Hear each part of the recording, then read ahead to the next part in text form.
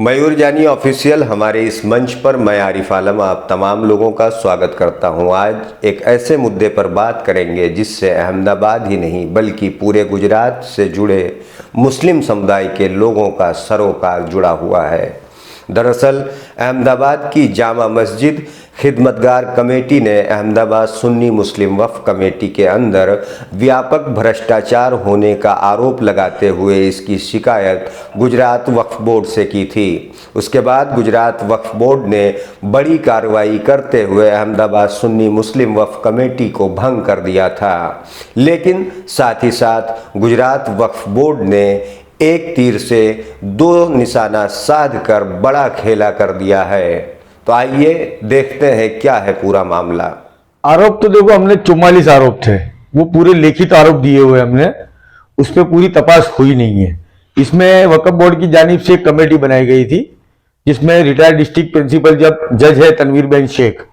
ये जो कहते क्लीन चिट मिल गई, क्लीन चिट मिल गई, दरअसल मेरा काम है काम करना, विवाद खड़ा नहीं करना। अब ये कमेटी का जब ऑर्डर आ गया, अब ये सारी चीजें डिस्क्लोज हो गई, उसके बाद इन्होंने इंटरव्यू का रास्ता निकाला है। दरअसल मेरे पास वक्त नहीं है, मैं तभी सालम सरकार की दरगाह में खिदमत में लगा हुआ हूं, पर बड़ी बड़ी बात, मोटी मोटी बात मैं आपको ये बताता हूं कि ये सबसे पहला आरोप लगाया था कि जामा मस्जिद का कमी, ये हमसे कब्जा मांग रहे हैं। तो कब्जा मांगने की वजह ये थी कि 2010 में जब जुम्मा मस्जिद के अंदर हम लोग रमजान महीना गर्मी में आया करता था, सुन्नी मुस्लिम वक्फ कमेटी से ने हमने इल्तिजा की कि आप भाई यहाँ शामियाना लगा दो जुमा, तो जिससे नमाजियों को तकलीफ ना हो। हौज खराब है, आप हौज का काम रिपेयरिंग करवा दो। अंदर कुछ छत वगैरह है जो पानी गिरता है, मस्जिद में भी गिरता है और अहमद शाह बादशाह के रोजे मुबारक में भी गिरता है। तो 2010 के अंदर इन लोगों ने एक आर्कोलॉजिकल सर्वे ऑफ इंडिया में एक एप्लीकेशन दिया कि ये सामियाना लगाते हैं। तो ये दोहरी नीति है इनकी। एक तरफ तो ये कहते हैं फिजूल खर्ची है, सामियाना लगाना है, नमाजी अंदर नमाज पढ़ लेंगे। भाई तुम कौन होते हुए डिसाइड करने वाले कि नमाजी नमाज कहाँ पढ़ेंगे, इबादत कहाँ करेंगे? तो ये दोगली बात है। उस वक्त ये सिचुएशन थी जब हमने जामा मस्जिद का वहीवट मांगा था। अब वो आज पोजीशन नहीं है तो हमको वहीवट नहीं चाहिए। नहीं, जामा मस्जिद का ही मांगा था कि उसके आसपास जो दुकानें हैं उसकी भी मांगी? नहीं, उसका हमको कोई लेना देना नहीं। हमको सिर्फ मस्जिद प्रीमाइसिस जहां पर लोग इबादत करते हैं, नमाज पढ़ते हैं और हजरत सुल्तान अहमद शाह बादशाह के मकबरे में जहां हाजिरी देते हैं, इसी का वहीवट, इसके अलावा कोई वहीवट नहीं। मैं तो ये कहूंगा कि अब आज के दौर में जो गुजरात राज्य वक्फ बोर्ड की जो भूमिका है, ये स्वर्ण अक्षरों से लिखी जाएगी। क्यों कि अभी जो कमेटी है उसके जो मेंबरान हैं और जो उसके प्रेसिडेंट है डॉक्टर मोहसिन लोखंडवाला साहब, उनकी नीयत बिल्कुल साफ है, उनका एकदम साफ खुला माइंड है कि भाई जो मेरिट पे आता है वो जजमेंट ले जाए, वो फैसला ले जाए। यहां पर इक्वल नहीं होगा, बैलेंस नहीं होगा। पूर्व में माजी में जो चेयरमैन रहे उनकी जो भी पॉलिसी रही, मगर अभी जो फिलहाल वक्फ बोर्ड जो चल रहा है उनके जो मेंबरान है, मैं सभी मेंबरों का नाम नहीं ले पाऊंगा, लेकिन अभी जो कमेटी वक्फ बोर्ड जो चल रहा है उनके जो मेंबर है वो सब आला तरीन है। उन लोगों ने बेहतरीन निर्णय लिया है। देखिए, सबसे पहले तो मैं अपनी बात अधूरी रह गई थी क्लीन चिट वाली बात। तो जो एक कमेटी बनी थी उसमें कुछ 5-7 लोग थे। अब वो कमेटी में मैंने आपको कहा रिटायर्ड डिस्ट्रिक्ट प्रिंसिपल जज है तनवीर बेन शेख, उनकी कंसर्न नहीं है। ये जो रिपोर्ट फाइल हुआ है वो शंकास्पद है, उसकी तपास होगी, जांच होगी। मैं इंशाल्लाह जनवरी के फर्स्ट वीक में ये मुद्दा फिर से उठाऊंगा। मुझे तपास का अहवाल मिलना चाहिए। मैं फरियादी हूं, मुझे भी ये चीज बताई नहीं गई है। विश्वास में लेने की बात नहीं है, विश्वास में फरियादी को विश्वास में लेना ये कहीं कोई लॉ में है ही नहीं, पर मुझे तपास की कोई जानकारी नहीं है। तपास किस तरह हो उसका मुझे पता नहीं है। तो इंशाल्लाह आने वाले वक्त में जनवरी के फर्स्ट वीक में मैं इसका तपास का अहवाल लूंगा और ये कार्रवाई अब आगे चलेगी। रही बात वक्फ की बेहतरी की, वक्फ बोर्ड ने जो एक कमेटी बनाई थी जिसके अंदर लोगों ने विवाद खड़ा किया था, इसमें राजकारण खेल रहे हैं कुछ बदमाश लोग। इसमें राजकारण नहीं होना चाहिए। वो जो कमेटी बनाई थी वो लोगों का मिसअंडरस्टैंड है।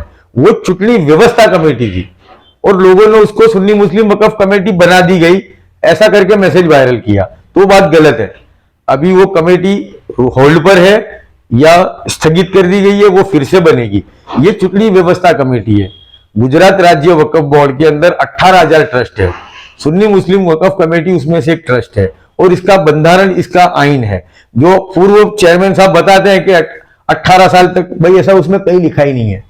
उसमें राज्यसभा के हिसाब से लिखा है कि भाई हर आदमी आएगा सीनियरिटी के हिसाब से 6-6 साल में रिटायर हो जाएगा। तो 6-6 साल के 3 टेन्योर को इन्होंने अपना खुद का टेन्योर 18 साल समझ लिया। तो ये गलत बात है, ऐसा कहीं भी बंधारण में कहीं भी लिखा हुआ नहीं है। पूरी कमेटी बंद कर दी, नए लोग आएंगे तो चीजों को कैसे समझ पाएंगे, वो तो सवाल है। सवाल बेहतर है, मैं आपको समझाता हूं। हर चीज का जवाल है और हर चीज का उरूज है। अब ये सुन्नी मुस्लिम वक्फ कमेटी के पूर्व ट्रस्टियों का जवाल है और सुन्नी मुस्लिम वक्फ कमेटी का उरूज है।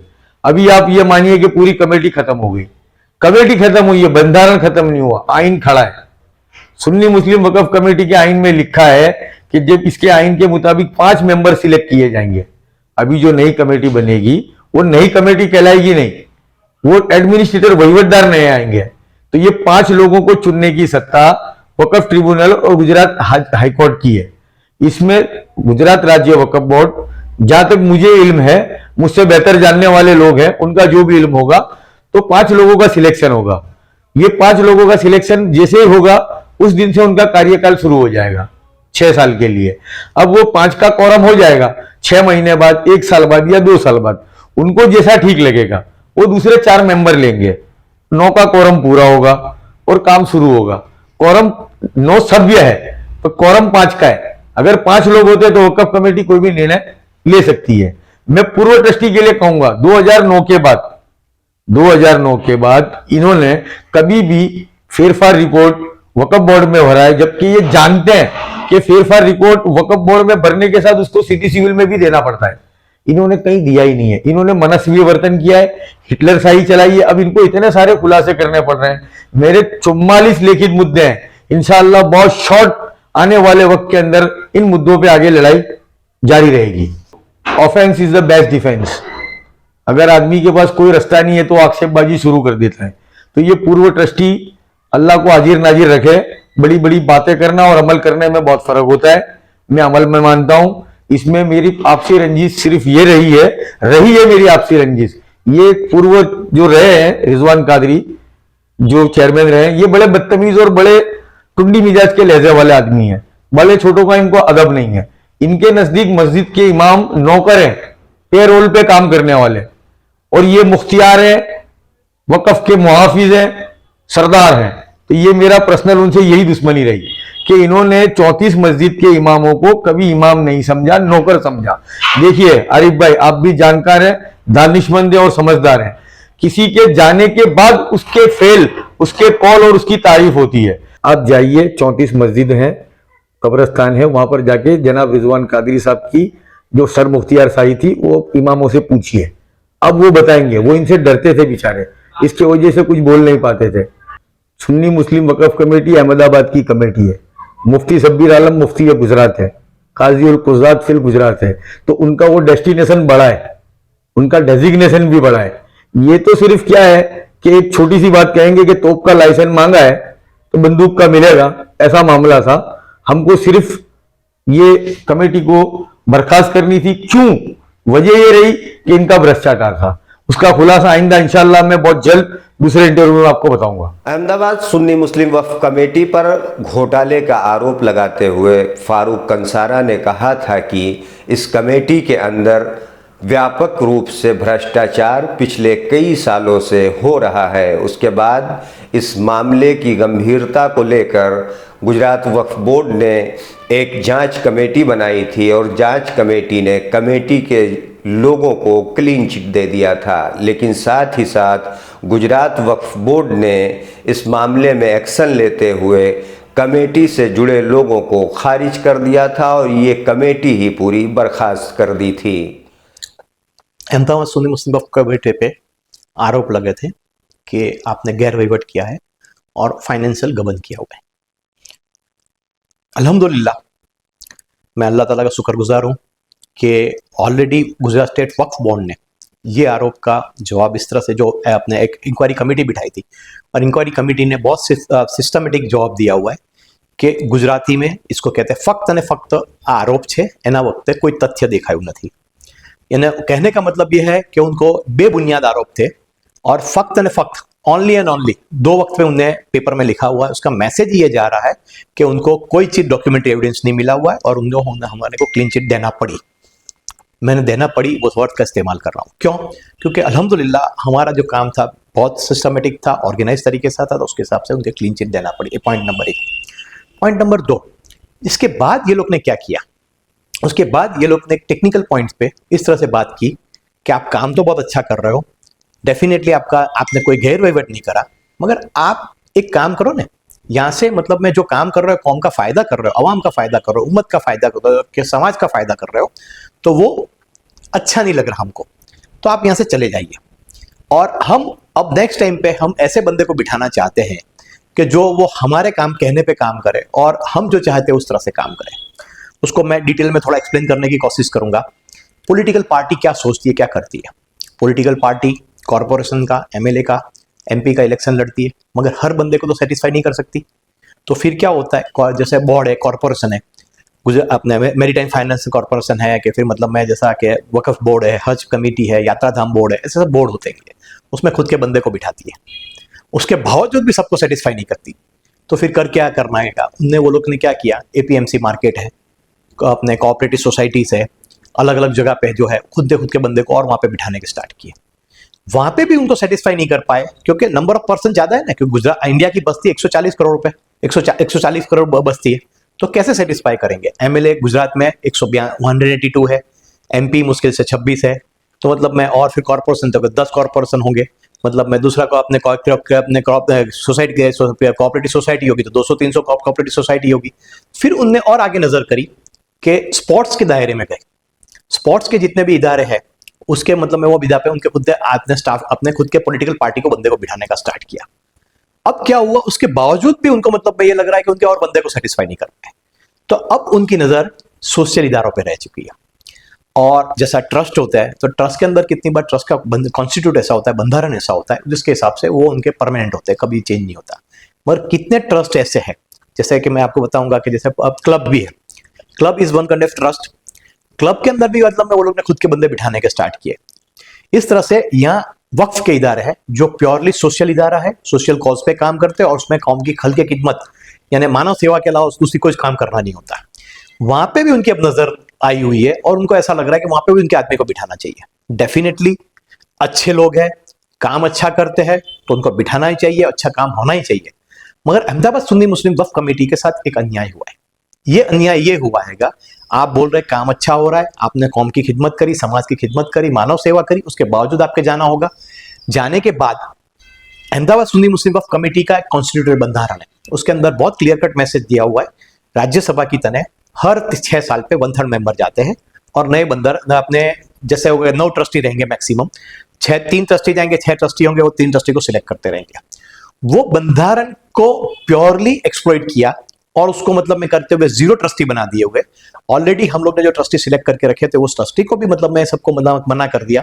हमारा टेन्योर पूरा हो गया, उन्हें टेक्निकल टर्म्स में किया हुआ है, वो हम लोग मानते हैं टेक्निकली वो गलत है, मगर उसको हमने एक्सेप्ट किया, कोई बात नहीं। मगर जो ट्रस्टियों का टाइम कंप्लीट पीरियड नहीं हुआ था, जिनको आपने ऑलरेडी अपने काम करने की पोजीशन में रिकग्नाइज नहीं किया था, उसको गुजरात स्टेट वक्फ बोर्ड उनको भी मना कर दिया। और उनने एक नई कमेटी फॉर्म करी। नई कमेटी का काम क्या रहेगा कि वो कमेटी नए ट्रस्टी अपॉइंट करेगी। और वो कमेटी कौन अपॉइंट कर रही है? गुजरात स्टेट वक्फ बोर्ड, जिसका पावर जो ट्रस्ट है वो ट्रस्ट की समाज की ट्रस्ट है, और वो उसी के ट्रस्टियों को मतलब में पावर होना चाहिए कि नए ट्रस्टी उनके कौन आएगा उनके प्रेसिडेंट। उसकी जगह पे उनके अपने आदमी को, पॉलिटिकल पार्टी को बिठाने के लिए उन्होंने नए लोगों को एक कमेटी गठन की। फॉर्चुनेटली बोले, उनको रियलाइज हुआ कि उसमें तो बेहतर अच्छे लोग हैं, वो जो समाज उनका नहीं सुनेंगे, वो दुनिया अपने उनका जमीर सुनेंगे, ऊपर वाले का सुनेंगे, सच्चाई की राह पे चलेंगे, तो उनको भी डिसॉल्व कर दिया। अभी नाम उनको दिया हुआ है, स्थगित किया हुआ है, गुजराती में बोलते हैं उसको, पोस्टपोन किया हुआ है वो बोलते हैं, मगर फिर क्या ऑर्डर के नीचे लिखते हैं फेर विचारणा।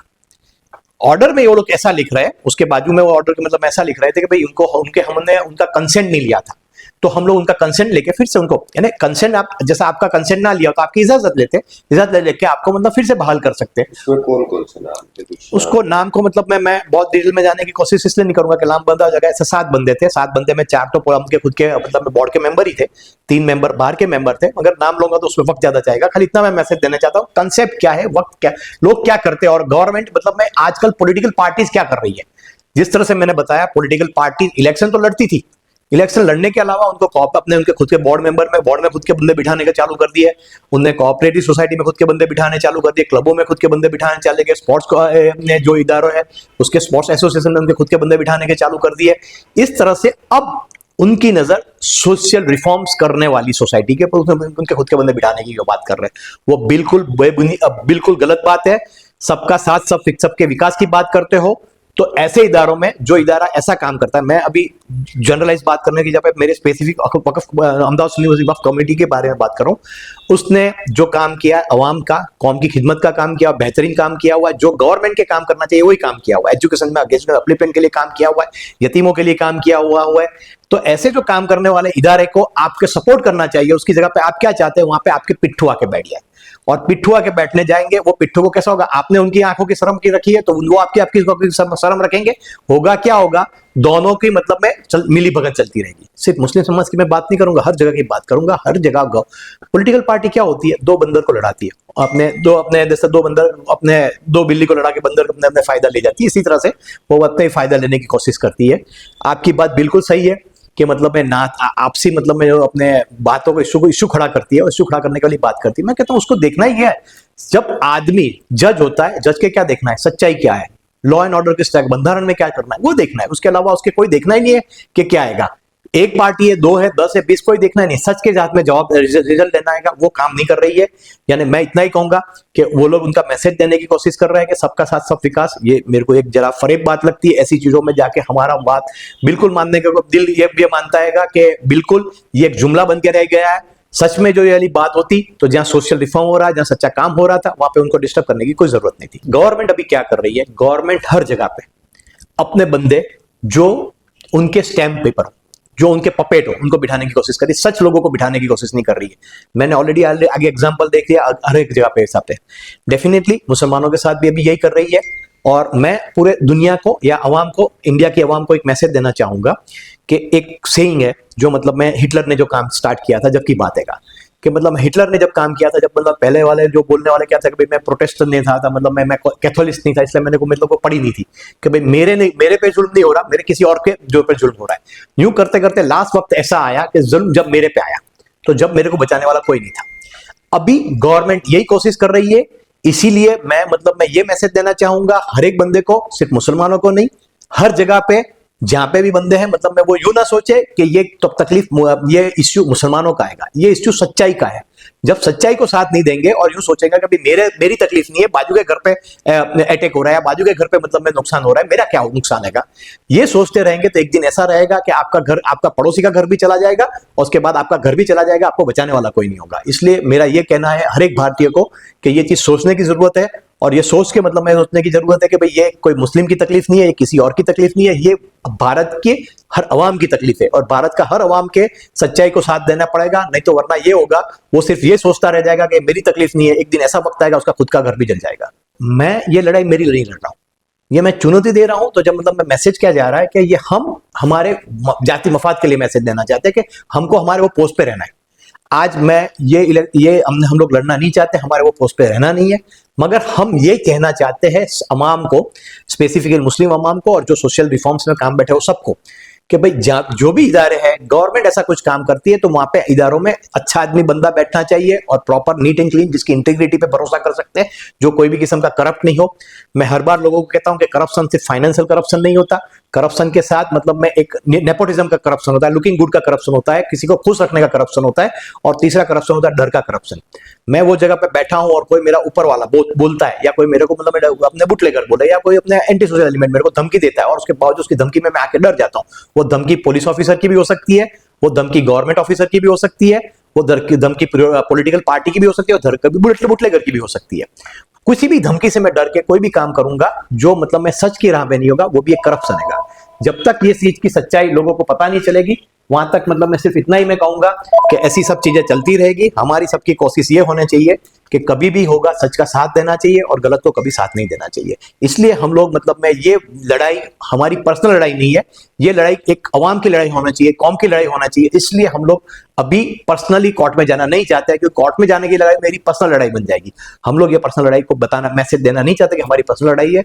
इसलिए हम लोग मतलब मैं बड़े दिल रख के मतलब मैं ये चीजों पर लीगली कोई एक्शन लेना नहीं चाहते। जिस कमेटी पर भ्रष्टाचार का आरोप लगा था, उस कमेटी के पूर्व अध्यक्ष और पूर्व ट्रस्टी रिजवान कादरी ने केंद्र की मोदी सरकार और गुजरात की भाजपा सरकार पर बड़ा हमला बोलते हुए कहा कि पहले भाजपा के लोग अलग अलग पार्टियों पर कब्जा कर रहे थे, लेकिन अब वो धीरे धीरे सामाजिक और धार्मिक संस्थाओं में भी अपने पिछलग्गुओं को, अपने चाहने वाले लोगों को बैठाने की कोशिश कर रहे हैं। इतना ही नहीं, उन्होंने कहा कि ऐसी संस्थाओं को अब भाजपा अपने कब्जे में लेने की कोशिश कर रही है। इसलिए तमाम मुस्लिम समुदाय के लोगों को सोचना पड़ेगा कि उनकी संस्थाओं पर इस तरीके से अवैध कब्जा ना हो, इसके लिए वक्त से पहले ही जाग जाएं। साथ ही साथ उन्होंने मुस्लिम समुदाय के लोगों से ये भी अपील की कि आपसी ना इत्तिफाकी ना करें। अगर आपसी ना इत्तिफाकी करेंगे तो इसी तरीके से भाजपा के लोग उनकी संस्थाओं पर कब्जा करने की कोशिश करेंगे। तो ये थी आज की हमारी वीडियो, जिसमें अहमदाबाद सुन्नी मुस्लिम वक्फ कमेटी और गुजरात वक्फ बोर्ड ने किस तरीके से कमेटी को भंग किया, उसकी स्टोरी। अगर ये स्टोरी आपको पसंद आई हो तो हमारे चैनल को सब्सक्राइब करें, लाइक करें और साझा अपने दोस्तों के साथ ज़रूर करें।